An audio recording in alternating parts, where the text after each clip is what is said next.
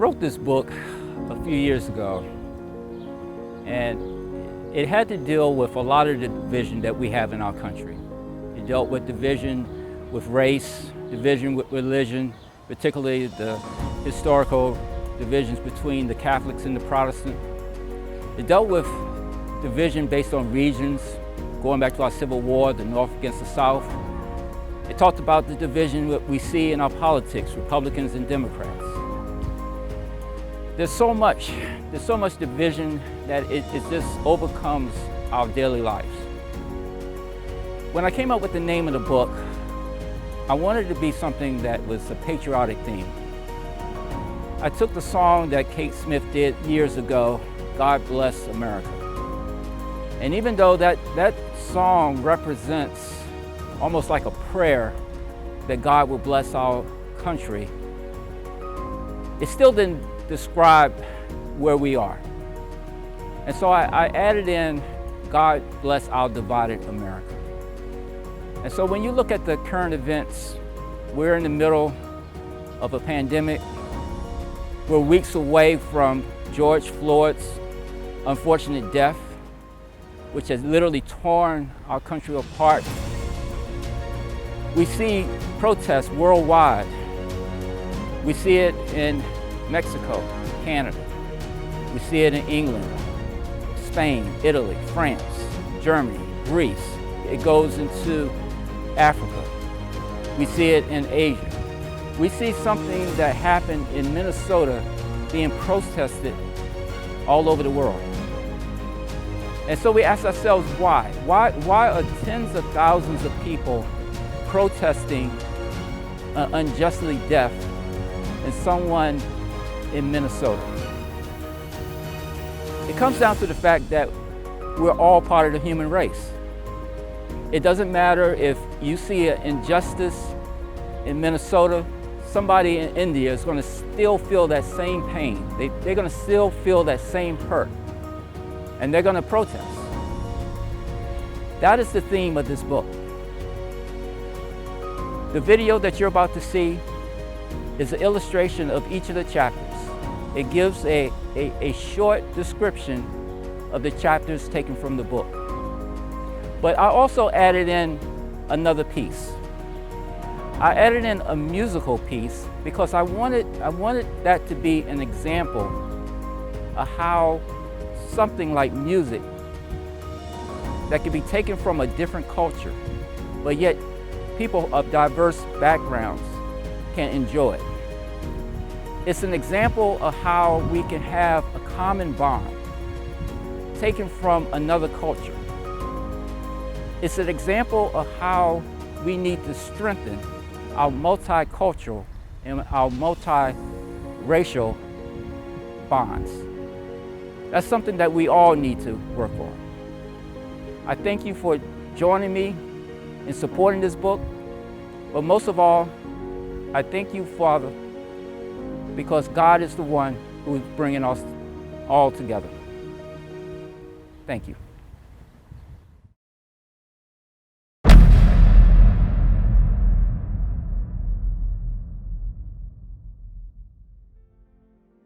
One of the main essential elements to achieving and maintaining unity is having steady, responsible leadership.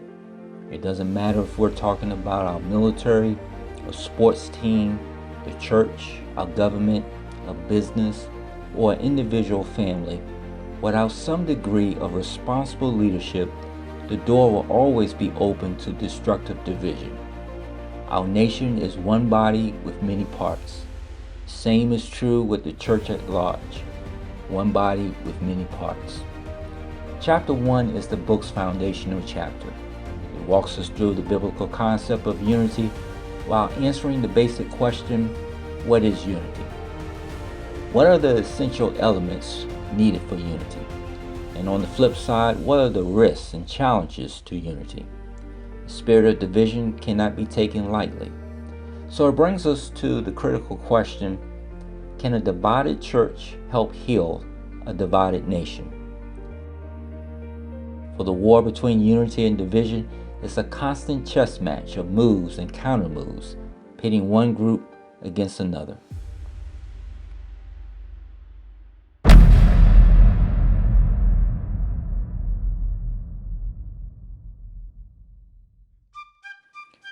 Who is the true enemy? When we have Americans against Americans, do we see our fellow countrymen as actual enemies? If we were to go back and study the lesser known details from the Civil War era, it will help us to connect the dots regarding the reasons why today's political polarizations exist. What are some of the root causes behind the nation becoming divided during the periods leading up to the start of the Civil War? And how are those root causes consistent to today's political tribalism?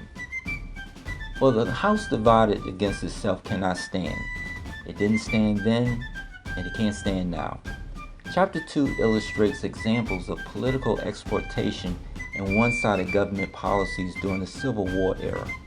So another critical question, as a citizen today, are we Republicans and Democrats first, or are we Americans first? Are we more drawn to elected policymakers who promote tribalism and division, or to those who promote national unity combined with true American patriotism? When tribal solidarity overrules national unity, the interest of the tribe is the new primary focus. Then it was the North tribe against the South tribe. Today it's the Republican tribe against the Democratic tribe. Regardless, it's still Americans against Americans. As we look at the historical significance of the Civil War, the main takeaway should not be the tribalism between two opposing sides. Primary focus should be about oneness. It should be about reconciliation. Oneness in the fact that division was defeated by unity, and two bitterly opposed sides reconcile, resulting in two becoming one again. So if our focus is on maintaining oneness, there will never be no need for future reconciliation.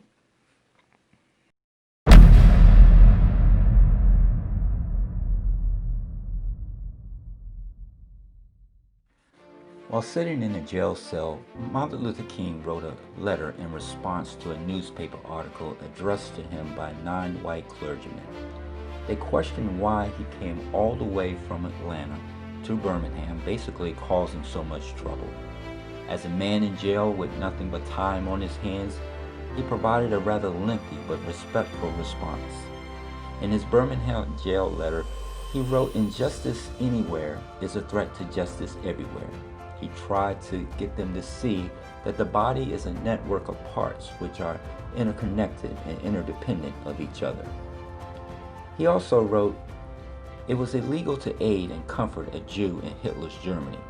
Even so, I am sure that had I lived in Germany at the time, I would have aided and comforted my Jewish brothers."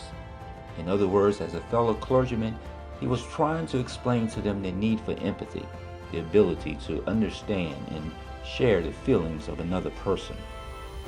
He also understood the power of democracy.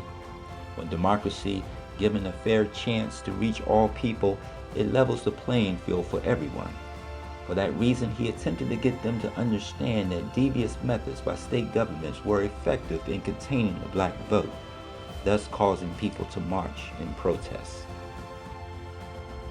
Fast forward from 1963 to today, and we still find ministers in certain communities being watchful of modern-day tactics meant to weaken the effectiveness of democracy when it comes to the vote. Therefore, the need to march for fairness will probably never end. The 2020 pandemic has shown us that our elected leaders' success and their failures will directly touch all of our lives. Unfortunately, our future history will reveal the full impact and damage from today's voter apathy. Chapter 3 is about heeding the call for aid. Not everyone is willing to come to the aid of their fellow brothers and sisters, even when they have the ability to do so. And while the Birmingham jail letter had little impact on the hearts and minds of the 9 clergymen, it was described as the most important document of the civil rights era. The letter is recommended reading in its entirety because it provides a blueprint for racial reconciliation in the church. Dr. King sought to have a meaningful dialogue in which the white clergymen would see him as their brother in Christ rather than a second-class black man or an annoying civil rights leader. He wanted the white church to be an active partner in the black community, working side by side in the fight against all forms of injustice. In other words, he wanted a sincere relationship, regardless of race.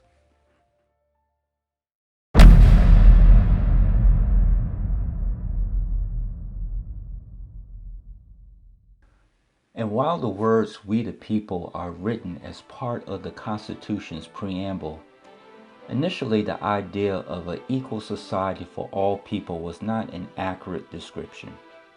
There were unwritten exclusions concerning certain groups of people. The "we the people" reference did not always apply to the entire American population. There is a gap between the goal we are striving to reach, which is an all-inclusive society, and then our current position, a society which continues to embrace the exclusion of others. Franklin Roosevelt addressed this inclusion gap by stating, "We are trying to construct a more inclusive society. We're going to make a country in which no one is left out." His words are noble, but 74 years after the end of Roosevelt being president, the inclusion gap still exists. The gap continues to narrow and tangible progress can be measured, but progress is slow. How do we as a nation become more inclusive where no one is left out, as Franklin Roosevelt envisioned? Chapter 4 is the chapter on inclusion. As our nation becomes more diverse, its diversity does not automatically mean inclusion. Inclusion is making everyone know, without a doubt, they are part of the body. Inclusion is an honest effort in making people feel welcome by your written and spoken words, backed up by your actions. Inclusion is being consistent in practicing the golden rule, treating others as one will wish to be treated. The chapter reminds us that open dialogue is critical, but for full inclusion, creating and maintaining a level playing field is mandatory.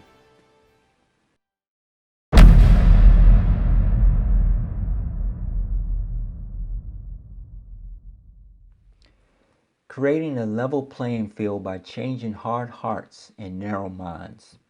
In March 2015, then House Speaker John Boehner sent a formal letter to the Vatican inviting Pope Francis to address a joint session of Congress. With his acceptance, the Pope's U.S. visit in September 2015 marked the first time a reigning pontiff has ever spoken before Congress. Lost in the excitement of the Pope's visit was the fact that past generations of Protestant Americans maintained deep hostilities against people of Roman Catholic faith.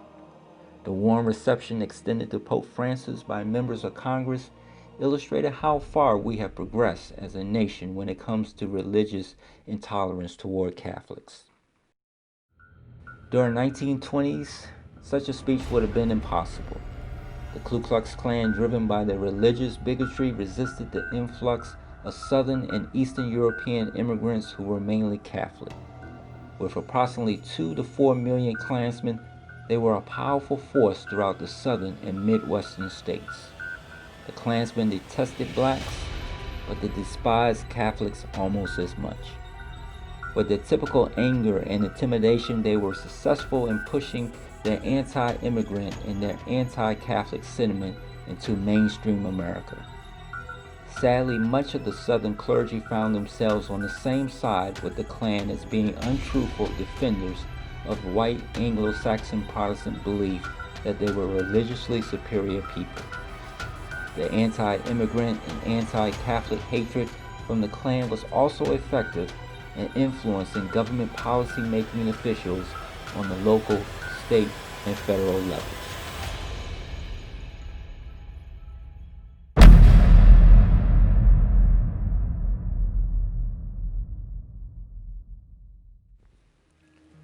So what exactly is an angry man's candidate? Chapter 6 answers the question and shows examples of how the former governor of Alabama, George Wallace, was the textbook angry man's candidate. He maintained a win at any cost standard. His hate-filled words were sometimes deadly. He knew the right buttons to press and how to tap into the anger of his supporters for political gain. As a result, he perpetuated division while undermining the concept of diversity and unity. Long after George Wallace, modern-day angry man candidates still exist. Some are more obvious than others, but we see them in Washington, in state houses, and in city halls. The words and actions from an angry man's candidate will always be a root cause of division.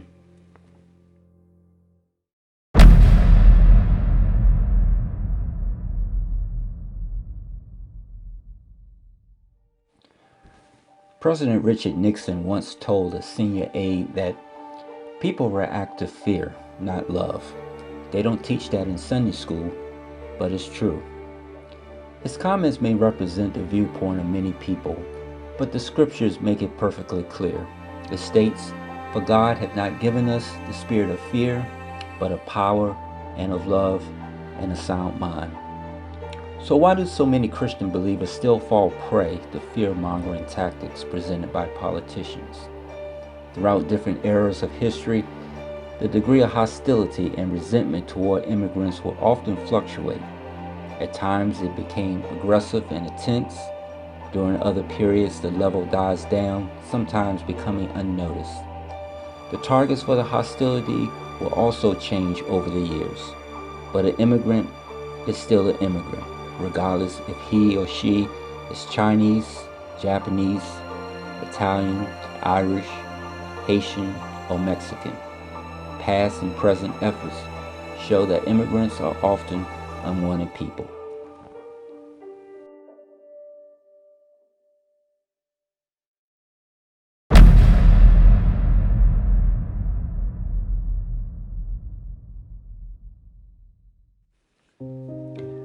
Poverty is not by accident.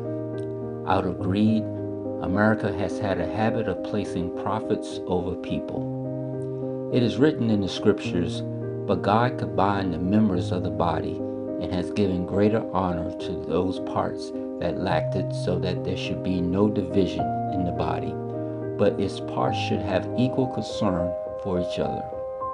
If one part suffers, every part suffers with it." Meaning, out of compassion, if one person suffers, every person suffers with him.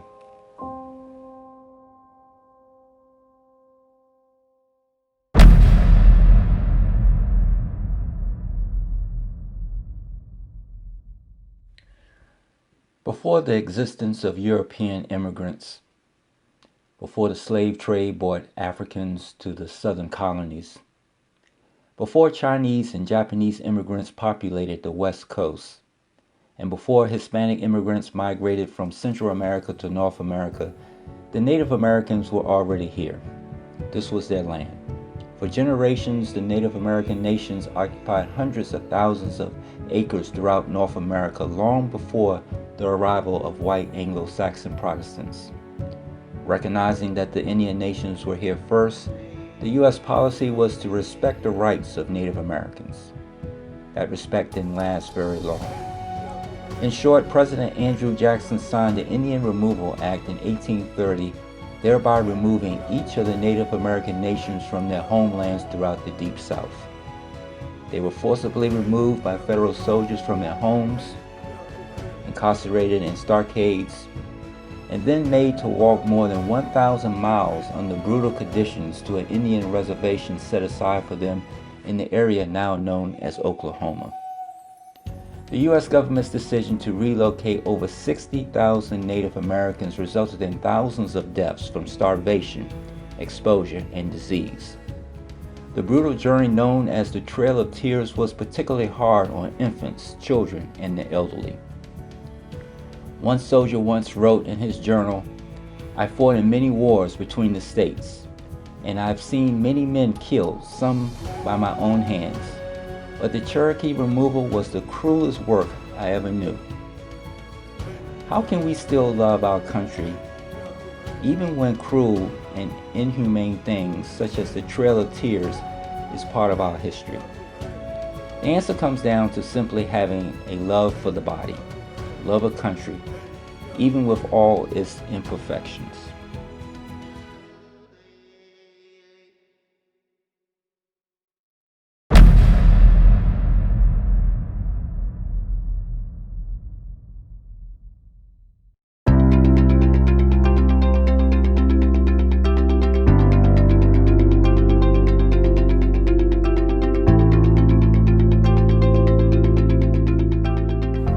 As a continuation of the other chapters, we wanted to make this special because the name of the person that's on this building, Frances Perkins, she is a person that we all live her legacy. Not everyone knows her name, but because she was a fighter for workers' rights, she was a conscience-driven servant, which was an example for all of us. She saw situations that were wrong. She made it her life purpose to do something about it. And that's something that we all should do. When we see things wrong, we should be conscience-driven people and be wanting to make things where all of us are in fair situations.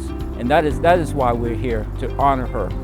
The target audience was a debate that we had early on when developing the book. And then we realized that all of us are the target audience because every one of us has a say in division or unity. All of us have an opportunity to self-reflect and ask ourselves, am I the problem? Is voting, by me not voting, is that part of the problem? So I think all of us are the target audience. I think there's so much that needs to be said that is hard to capture in one book. And I believe that there will be eventually a second book.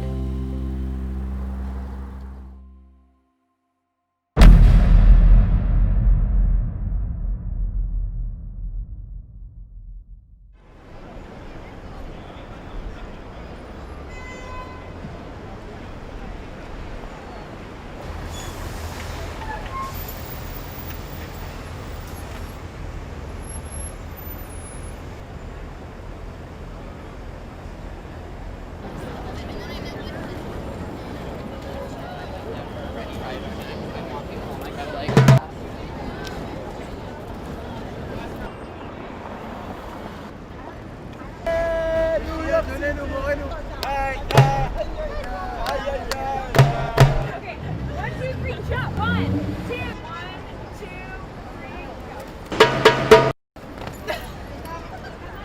Is it fast?